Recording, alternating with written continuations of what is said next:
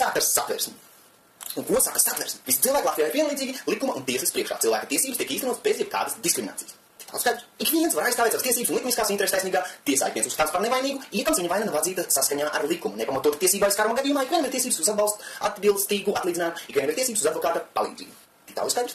Skaidrs. Ik vienam ir tiesības uz brīvību un personas neaizskaramību. Nevienam nedrīkst atņemt vai ierobežot brīvību citādi, kā tikai saskaņā ar likumu. Es šo pantu gribu uzsvērt, bet, pie tā mēs vēl atgriezīsimies. Ik vienam, kas likumīgi uzturas Latvijas teritorijā, ir tiesības brīvi pārvietoties un izvēlēties dzīves vietu.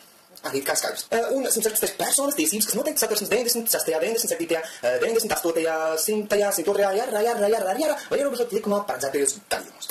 Tātad. Sākšu ar to, ka jums ir jāsaprot, kurš ir padotais un kurš ir kungs. Pieņemsim, ka tu esi tas kungs. Tad, ko darīt tiem policistiem, kas būs sapratuši, ka tu esi tas kungs, kā viņiem rīkoties, kā viņiem darīt savu darbu? Es atceros pēdējo reizi vēsturē, kad bija gadījums, kad cilvēki darīja tikai savu darbu. Vai tas nebija saistīts ar ebrejiem, vai tas nebeidzās Nirbergas, kā viņi tur tiesā? Varbūt es kļūdos, bet... Kāds sakars ir policistiem ar ebreju slepkavām?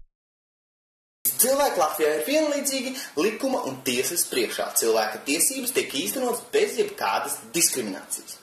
Es esmu kurītājs, es atbalstu kurīšanu un es saviem tuvākajiem un saviem mīļākajiem cilvēkiem labāk ieteiktu kurīt kā dzert. Es uzskatu, ka zāles dekriminalizācija tam būtu jābūt nākošajam solim, ja mūsu sabiedrība grib progresēt. Vai arī tomēr regresēt?